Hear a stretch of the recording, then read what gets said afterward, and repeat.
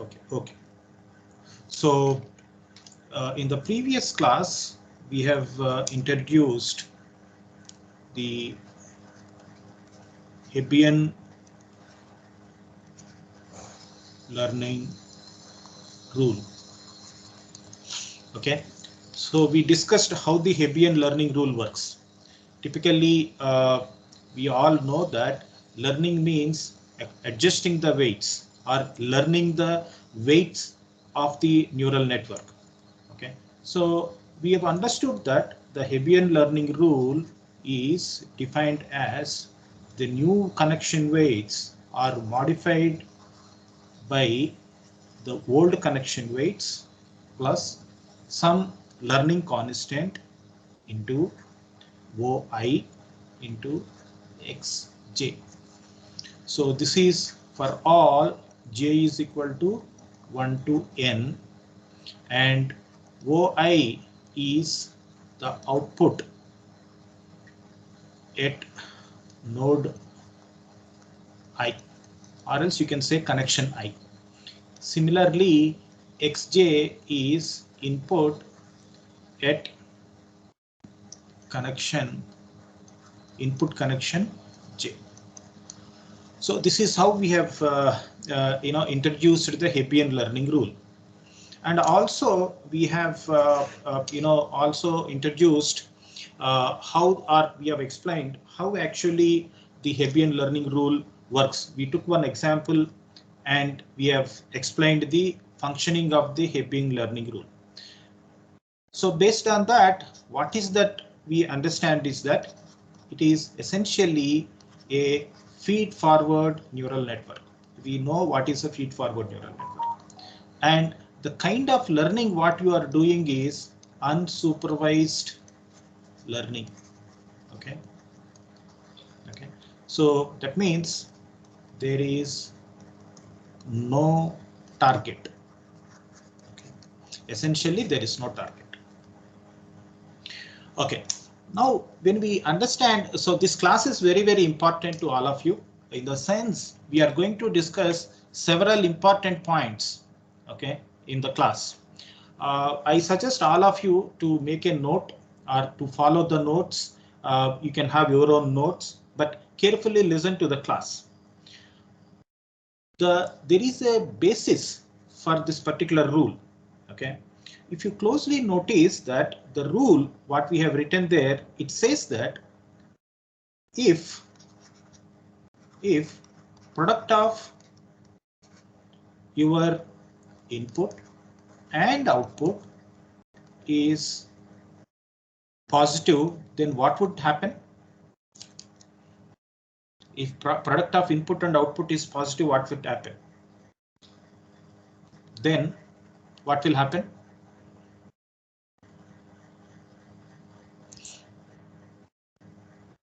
Like feed forward. Sorry.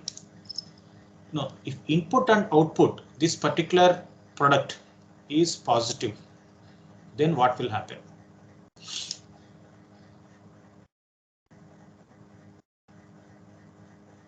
Then, yeah, please.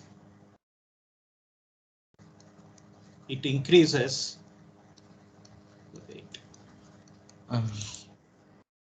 It increases the weight. Yes, sir. Otherwise, what happens? It decreases. Decreases. Oh, why it is happening? What is the rationality? We said neural network is basically trying to mimic the human brain behavior. The rationality of introducing this Hebbian learning rule is through a postulate which says that when two brain processes, okay, when two brain processes are active together, okay, or you can say that in immediate succession, okay, when these two processes in immediate succession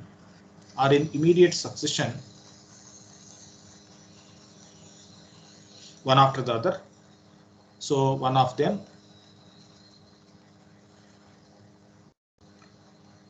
on reoccurring, okay, so that means you add them. What happens is they tend to propagate the excitement. So essentially, when two brain processes, it could be any of the these processes are created by any stimuli. If they are active together and in their immediate succession, so one is influencing the other.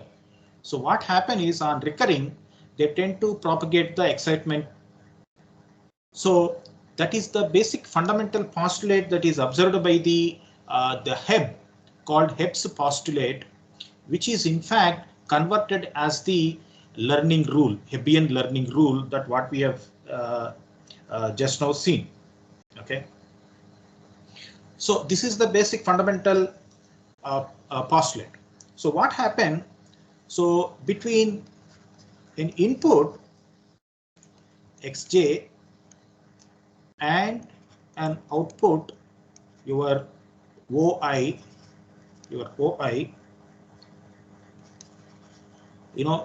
what is the weight, whatever the weight we are going to modify is actually your wij represents synapse.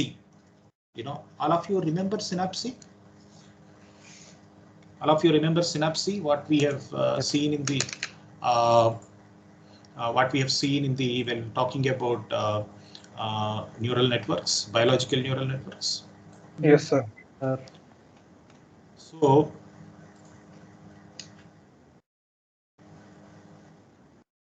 are you able to see the synapse here? If you closely notice, okay, you see on the screen, this is one neuron and this is another neuron, and the synapse is the point that receives the neuron signals from axons and to dendrites. Okay. Now actually in your biological neuron, whatever the synapse we say, in artificial neuron it is the connection weights. Okay, because remember, in biological neurons these particular connections do not have any kind of weights, but in artificial neurons we are talking about the connection weights. So from where these weights have come is, it is the synapse which is carrying the electric pulse from one neuron to the other neuron. So it receives it and carries it. Okay, so if it has that potential, then it carries, otherwise no.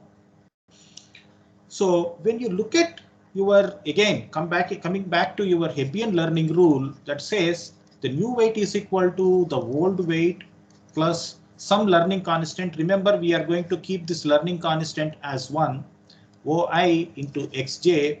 If you notice, whatever we have said is that the positive input, that is xj, the positive output, that is oi, then weight should happen what? Increase. Okay. Weight should increase. So this particular philosophy is postulated from the Hebbian postulation. Okay. And remember, when it is increasing, to what extent it is increasing? The extent of increase, that means the change in weight, whatever the change in weight you see between the new weight and the old weight. So the change in weight is proportional to the product of activity on both sides of synapse. What do you mean by both sides of synapse? when this particular cell is passing and it is receiving, so you have your input and output. So that means your xj comma your oi. Okay, so the change in weight, whatever the new weight and the difference with that old weight, the change is proportional to the product of the activity on both sides of synapse. That's what is the biological neuron says that. So whatever you notice the biological rule, it is similar to the mathematical formula that is given here is similar to the postulate of the Hebbian as per the biological neuron. Similarly, the weights get decreases, so weights gets decreases. When they will decrease? When they will get decrease? Either input or output is. And remember, if both are negative,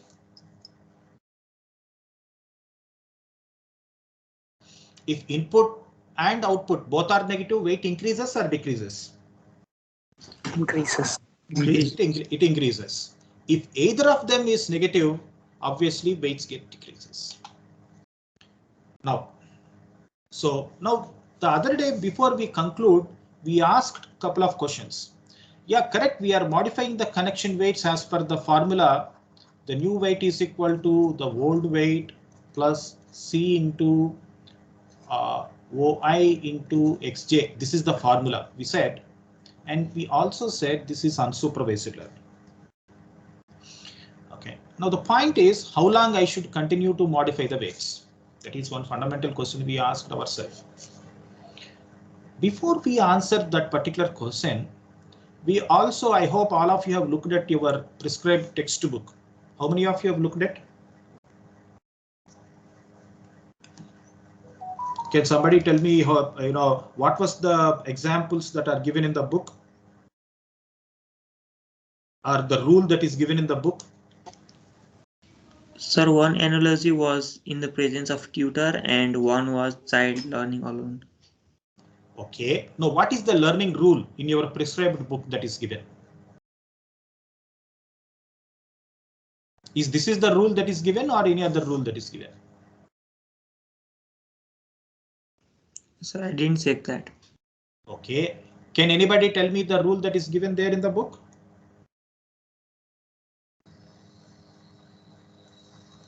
So I will write. I understand. So the new weight is equal to the old weight plus C into, that is the learning constant, which is as usual, Ti into Xj. So this is given in the book. Now what is Ti here? Ti stands for target at node I or connection I. And obviously your Xj is input at connection J. Now tell me, is it becoming supervised or unsupervised? Supervised. So this is becoming supervised Hebbian model. Actually, this is unsupervised Hebbian model. What is the difference? In the unsupervised Hebbian model, you are actually talking about actual output. That means what you calculated it. In the supervised, you are talking about target. That means the needed output, what is actually needed. Okay, on that particular connection or on that particular neuron, what is needed. You got something, but T stands for the target says that what is needed. So in the supervised learning, you are going to have the target parameter. Okay, so in the supervised Hebb model, what actually we are doing is we substitute the actual output with the target output, and by that we are telling that what network should do. Okay, whereas in unsupervised Hebb, we are saying what network is doing. All of you have understood the difference between supervised and unsupervised? Yes, sir. You take any learning model.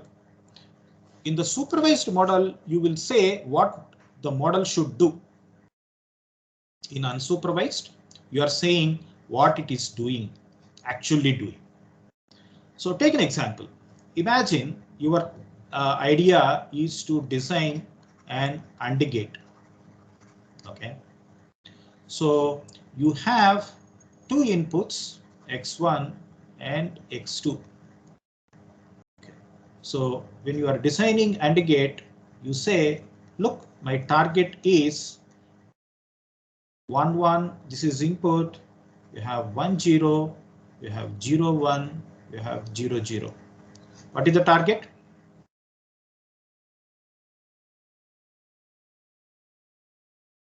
What is the target here for an AND gate when I give 1, 1?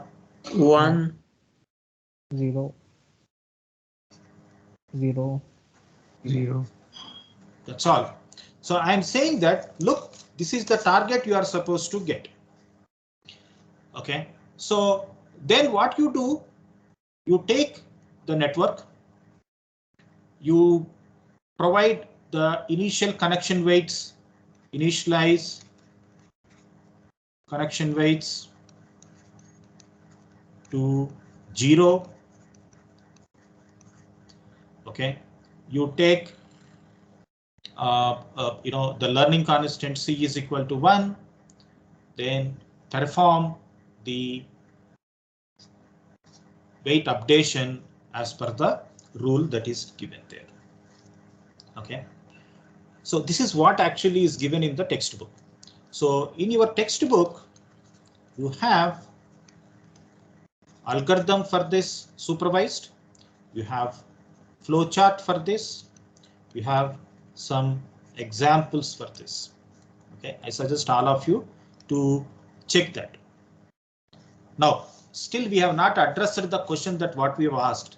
Sir, how long I should keep changing the weights? You said you have to change the weights. New weights is equal to old plus C into T into Xj if it is supervised. If it is unsupervised, new weights is equal to old into C into O into X. Now, how long you should do this? It depends upon whether you have achieved your performance or not. No, but the point is, how do you check the performance? How do you check the performance of the neural network? Up to here, are there any doubts? no, sir. So in order to see that, what is meant by performance of the network, when do we stop? We need to understand one of the basic concept called linear separability. Okay. I would have in fact explained this before we talked about the before these learning algorithms, but the point is that this now you understand, we have asked a question, now this is the solution. We need to understand what is linear separability.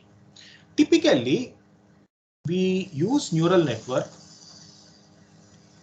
Okay, we use neural network for problems such as pattern classification.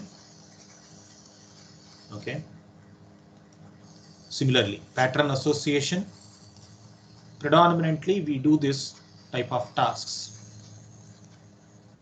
Okay, so pattern classification means what? You submit an object to the neural network and try to classify the object into whether it is belongs to a particular class 1 or class 2, right? So you say that object belong to class 1, or class 2. It is a binary classification problem, right? So imagine, let us take an example of the same AND gate. Okay, imagine you are taking that AND gate itself. I'm saying that you have, what is the output you get for an AND gate? Output you get on an AND gate? What are the responses or output? One for all the one as input and 0 otherwise. Okay, so means I am classifying the inputs as, class 1 if it is 1 1, the rest, because as per the AND gate, the rest, that means your 1 0 0 1 0 0 belongs to 0 class. This is, so you can say that this is class B and this is class A. So the input 1 1 belongs to class A. The rest of the 3 inputs belongs to class B. Right. So what we do for this, in order to achieve it, typically you take a binary activation function and proceed. Right, that's what we do. So when you do that, what happen is, you obviously calculate net input. Okay, it's typically 2 neurons. You say x1 w1, okay, plus x2 w2, and obviously you have your BIOS. Okay, always that is what is your net input, right? Now, all of you please listen very carefully. We need to draw a boundary line. So the boundary, that is the boundary between the regions that produces positive output and negative output. Okay, is called your decision boundary. Okay, so that means you have positive output for the pattern 1 1. You have a negative output. See, you can say that these 3 patterns or these 3 objects 1 0 0 1 0 0, they produce class B, and class A is coming from the pattern 1 1. So that means if it is an AND gate, okay, so essentially this particular boundary, in order to do this boundary, obviously I am going to equate it as 0, so that because I have added that bias, so this boundary can be represented in the form of the equation x1 w1 plus x2 w2 plus bias is equal to 0. Now let us take the AND gate again, what we have mentioned. Try to see what is actually this boundary means. Okay, now this is your x1 and this is your x2. So somewhere here it is 1, and for this somewhere here it is 1. So you notice your 1 1, okay, x1 1, x2 1, this 1 1 is class A, and rest, that means your 0 0, then 0 1, your 1 0 is B. Now with the help of this equation, that means that particular decision boundary I will be able to draw separating these 2 objects. Okay, this is called linear decision boundary. Okay, the line what we have drawn. Remember, sometimes depending on the parameters, you will be having sometimes a line, it could be plane or it could be hyperplane. What we did was we just took 2 parameters and then trying to explain. Now this forms a linear decision boundary which is going to separate your inputs that are producing positive output, the inputs that are producing negative output. Okay, so any problem for which you are able to draw this type of linear decision boundary are called linearly separable problems. Okay. Typical AND gate is an example for that. Okay. Is that clear? What we are discussing? Yes, sir. So what is meant by this with what we discussed with the Hebbian learning rule equation? We said you need to modify the connection weights. For what purpose? In order to say your learning is going on. When you will stop the learning, that means when you will stop the connection weights, you will stop modifying connection weights. Modification of weights stops when learning is complete. When you will say learning is complete, learning is complete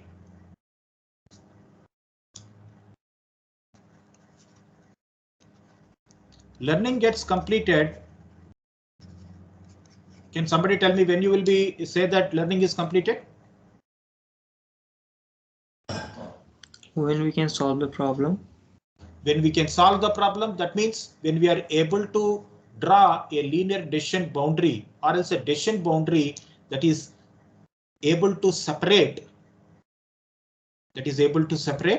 your positive and negative, when you are able to separate the inputs that are producing positive output and the inputs that are producing negative output. Now you see you are able to draw a straight line. Okay, if you are able to draw a straight line, then learning is complete. But the point is, what is that connection with this? Or what do you say? What do you mean by learning is complete? Or what is meant by this decision boundary? How do you say that my connection weights are getting stopped when I'm able to draw the linear decision boundary? So let us continue that part. We said x1 w1 plus x2 w2 plus your bias. Bias means this is your weight over the bias. Remember that it is not your input. What is the input at bias? What is the input at? It is always 1. Okay.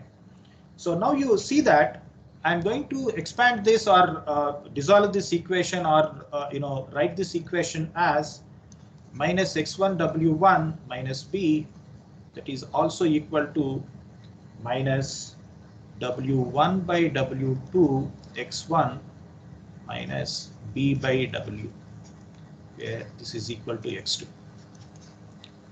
You have to remember this particular equation. Okay, that is derived from the equation that is representing your linear decision boundary. Now, when you notice this equation, it is analogous or it is similar to your typical straight line equation y is equal to mx plus c, where your minus w1 by w2 is the m, which is nothing but the slope of the line. Okay, so your weights are going to talk about your linear decision boundary, and you are going to stop modifying the connection weights if you are able to solve if you are able to draw the linear decision boundary. And remember, you will be able to draw many lines. Okay.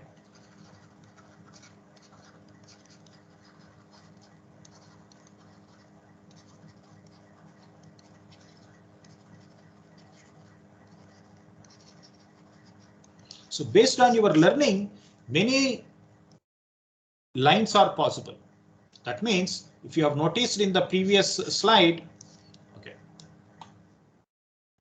sir, why not is it not that shall I be, if I draw a straight line, is that okay? Yes, it is okay, because you see that on one side of the linear decision boundary you have inputs having a positive output, on the other side you have inputs having the negative output. Can I draw the decision boundary like this? You see here? Yes, of course. You see here, the one side of the boundary is with inputs having positive output. Other side of the boundary is having inputs with the negative output. Is it not? Yes, sir. Yes, sir. So the point is, your training process, you will be getting the connection weights that in fact determine the slope of the decision boundary. Okay. And now the point is, let us go back to the AND gate again. Okay. Let us go back to the AND gate again. Okay. Now from here, you please take pen and paper if you have not taken, and then let us see with the problem. And for an AND gate, what is that all this is happening? Now note down the input and the target. What is the input for AND gate? I said 1, 1, and the target is 1. And 1 minus 1, target is minus 1. Minus 1, 1, target is minus 1. Minus 1, minus 1, target is minus 1. Please note down this.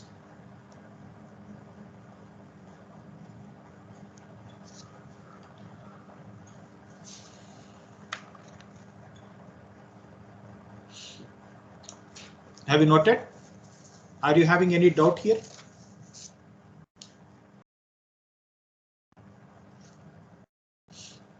Any doubt? So No how doubt? we got this target? Sorry? Like how we got the target, like inputs and the What is that? What is our operation or logic operation we wanted to achieve? AND gate. So I'm giving input 1, 1. I'm saying target is 1. If it is 1 minus 1, target is minus 1. Means my input and output is bipolar. Okay. I'm giving bipolar input and bipolar target. If it is unipolar, what would have been happening? 1, 1, 1, 1, 0, 0, 0, 1, 0, 0, 0, 0. Okay. Is that clear? Any doubt? Please ask. I'm sure that you may be having a doubt, sir. So far, you have explained the AND gate with unipolar inputs and targets. That means 1, 1, 1, 1, 0, 0, 0, 1, 0, 0, 0, 0, right? This is what we explained, right? Yes, sir. Now, when I am saying that let us solve the problem, why we took bipolar input and target, why not unipolar? That's an interesting question. Okay, I'm sure some those who have got this question, please keep it in mind. We will answer little later. But for now, let us keep this the problem with the following inputs. Okay, so let us proceed further. But we are going to certainly address this, why we have taken bipolar. So my input is x1, x2, 1, 1, then 1, minus 1, minus 1, 1, then minus 1, minus 1. Remember, we have bias. Okay. What is bias always? 1, 1, 1, and 1. And what is my target? It is 1. And what about this? Minus 1, minus 1, and minus 1. Okay. So if you see, this is input capital X1, X2, capital X3, capital X4. Right. I hope you guys remember the previous class we discussed what is small x1 and x2 infer, what is capital X1, X2, X3, X4 infers. Capital X1 is the object having the features 1, 1. It is that you should be, if it is a typical pattern classification problem, you need to think in that direction. But anyway, now this is a simple AND gate. Now let us see with a step 1. Okay, of course you are doing Hebbian learning. What is the formula? Old weight plus learning constant, and then TI X, X. Right. So now, what is the initial connection weights? So totally you have how many connections? You can think it as you have totally 3 connections, X1, X2, and of course this is bias. Okay, so initial connection weights are 0, 0, and 0. So this is small w1, small w2. We think it as W bias. Step 1, you submit capital X1, which is 1, 1, and 1. And remember, what is the target?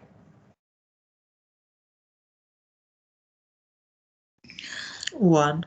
And tell me what are the new connection weights you get. So your old connection weights are 0, 0, 0. Tell me the new connection weights you get.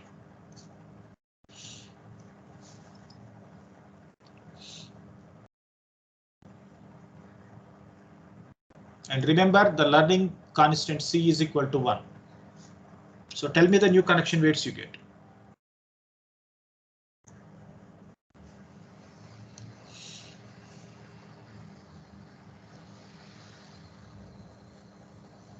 Hello here.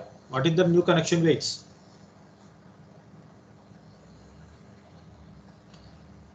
This is connection weight 1, connection weight 2. This is bias connection weight. Now tell me.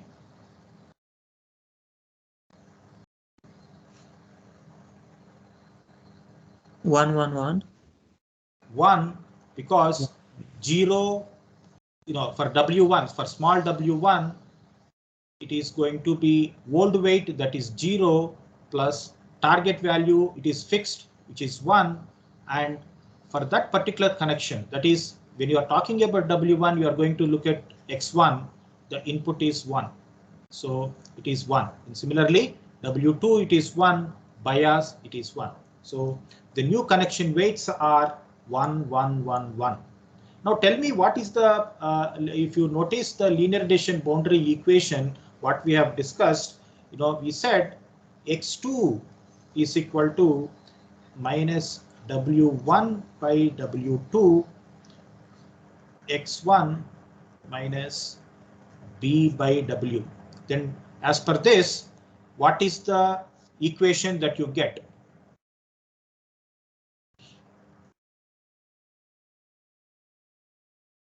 What is the equation that you get with the new connection weights?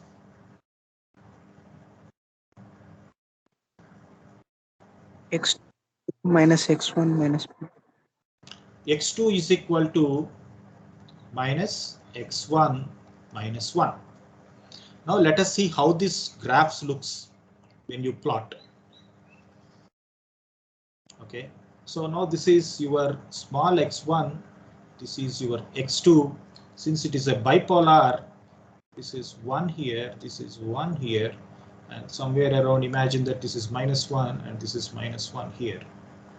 Okay, so obviously this is going to be your positive region. Okay, when you, and this is somewhere here you have one negative here. Okay, and this is one region of negative, and this is one region of negative.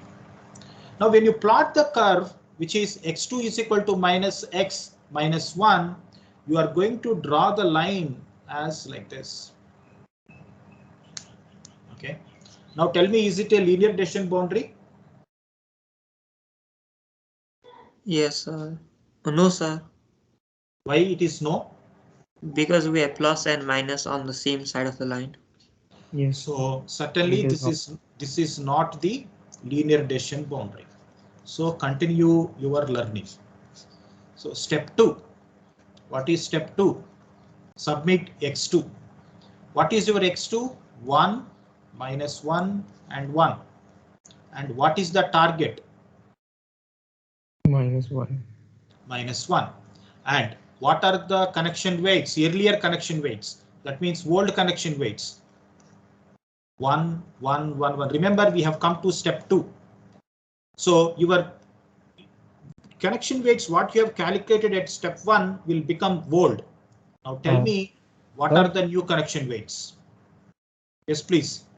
Sir, in x2, like we wrote like minus w1 by w2 into x1, right? So in this case, the w1 is the first coordinate of the w new, right? No, see, when we are coming to step 2, this is w old. Okay, when you are at step 1, old weight is the initial connection weights. When you are at step 2, whatever the step 1 connection weights you have calculated, that becomes the old, right? So now you calculate the new connection weights. Sir, I'm talking about like how we got that equation, like which equation? X2 answer, right? This we have seen in the previous slide, right? This we have seen in the previous slide, from where your actual input x1 w1 plus x2 w2 plus bias is equated to 0, and from here we have derived this. So like what is this w1 in this, like in this equation with respect to this problem? Yeah, the w1 is the slope. W1 and w2 is the slope. That's what, when you plot this particular equation, x2 is equal to -x -1, when you plot the equation on the graph, you will be getting the graph like this. Okay. Like with x2 is equal to minus x1 -1. This is x1. This is not x. Yeah, please go ahead. Sir, like what are the values of w1 and w2? I'm asking that. No, you see the w1 values. You know, we have got it right. You see the w1 value. Yeah, this is the w1. Right? This is w2, and this is the bias weight. Okay, sir. Okay, got it. Yeah. So in the similar manner, now tell me the new connection weights at step 2. Sir, 0 to 0. Okay, so you got the new connection weights as 0 to 0. Now tell me the equation of decision boundary. X2 is equal to -1/2. Check and tell me. Yes, sir. -1/2. It is 0. X2 is equal to 0. 0, sir. Yeah. When you see this x2 is equal to 0 and you plot it on the graph, obviously, you know, you have your positive here and x2 here and x1 here and one negative pattern here and negative here. So this is negative here and negative here. What is x2 is equal to 0 looks? This is the one, right?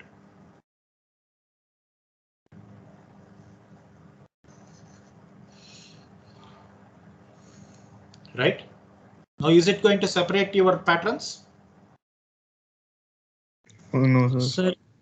Sir, isn't like b is equals to 1 and w2 equals to 2? Yes, sir, that was. Sorry? So b isn't sir, it? b is always 1, right? No. No, it is x2 is equal to 0. When you apply the new connection weights to your equation, when you apply to the new connection weights to the equation, what you are going to get is, what is B actually? Please remember, what is B? WB, the connection weight B. What is connection weight B? 0. Oh, okay. We also have to change that B. Okay. No. B means what? That's what I kept telling. You know, you look at P here. What is I said here? We actually use W3. No, not yeah. So the reason is, we see, the point is we are saying B, it's to call it as bias number 1. Number 2 is your input is always 1. So yeah, don't get confused. That is B. E stands for, you can say it as WB. Now this is x2 is equal to 0. So obviously you are not going to have the patterns getting classified. So go for step 3. Okay. When you go for step 3, what happened? You are going to submit the input -1, 1, and 1, and the target is, what is the target? -1, right?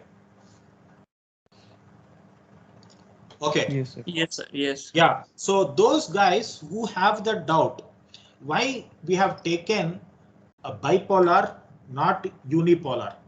Let us come back to that question. If perhaps if we would have taken unipolar, what would be the target? 1, 0, 0, right? Now tell me, Yes. if we take target as 0, what will happen to the equation? Look at this equation and tell me. It will be 0. Like Sorry? we won't get any new, like W won't change at all. W So new that means when you are having a unipolar values, when you have a unipolar values, problems like this will not get converge, or there won't be any learning. Once target is 0, then see, remember, I'm not saying for all problems. Look at your learning rule. This is your learning rule, right? It all depends upon your learning rule. When your learning rule is defined like this and you keep target as 0, obviously there is no learning. If your learning rule is something else, then you may be having a learning.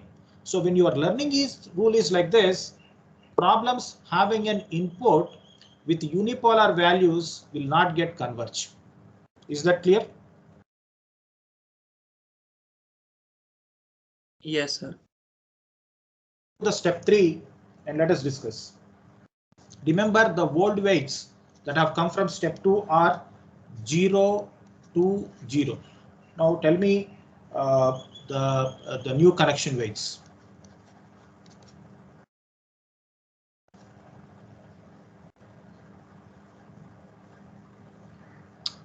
So what is the new connection weight at x1?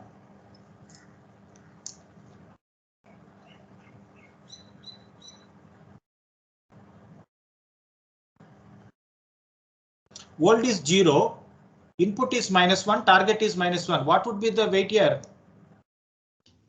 It would 1. be 1. That's all. Why there is such a time you are taking? Similarly, input is 1, target is -1. 1.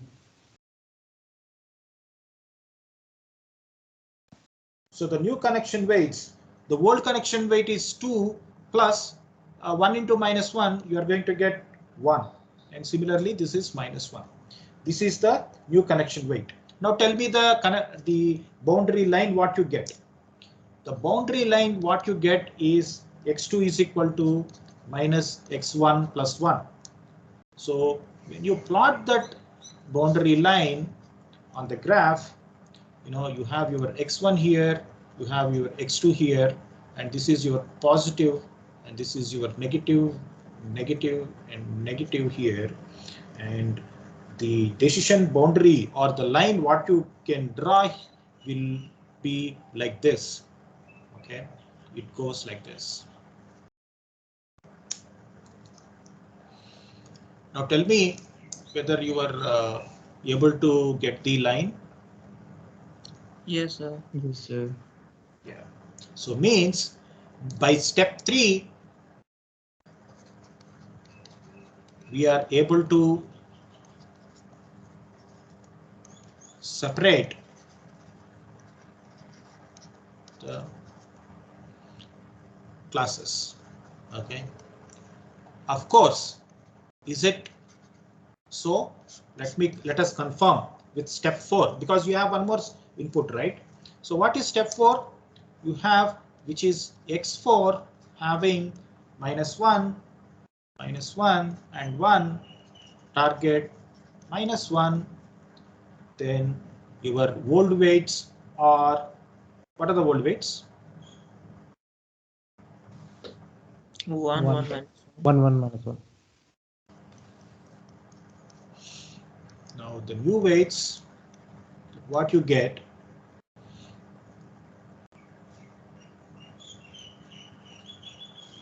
-2 2. sorry, 2 2 and -2, and when you derive the equation, your equation is equal to x2 is equal to minus x1 plus 1. Okay, so x2 is equal to minus x1 plus 1, and hence your graph remains. So you stop it.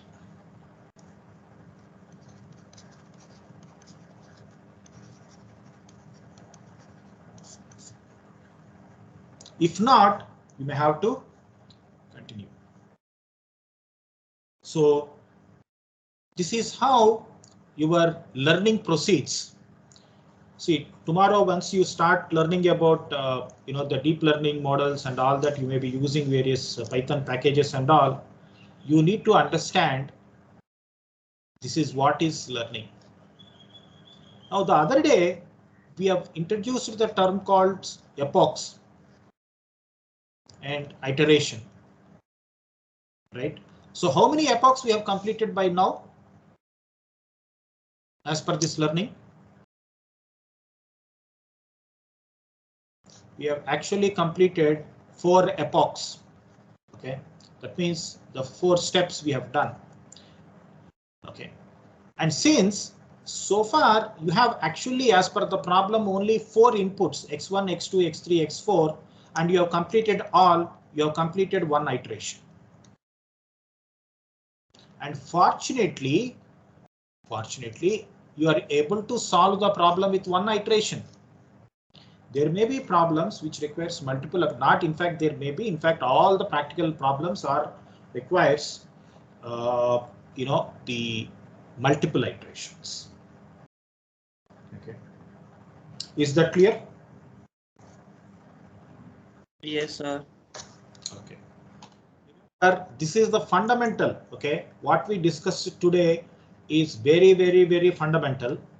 I would rather suggest you guys to practice like this so that this becomes your strong foundation. Tomorrow when you go for deep learning or whatever it is, this becomes your fundamental. Okay, and I'm sure this would be a point that you guys should need to remember this session.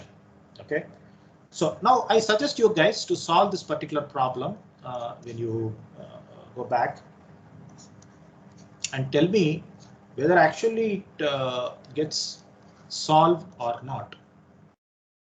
Okay.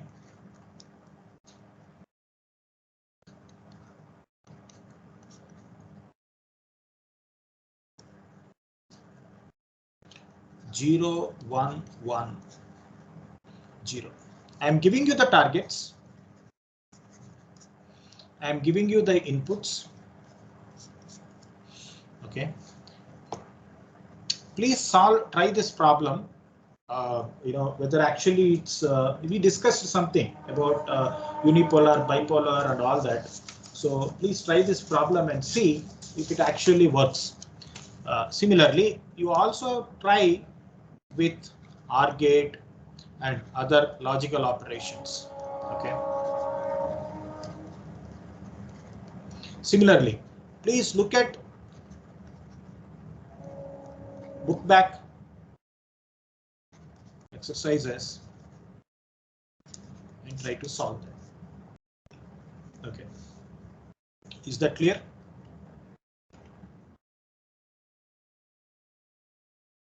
So with this, we will close.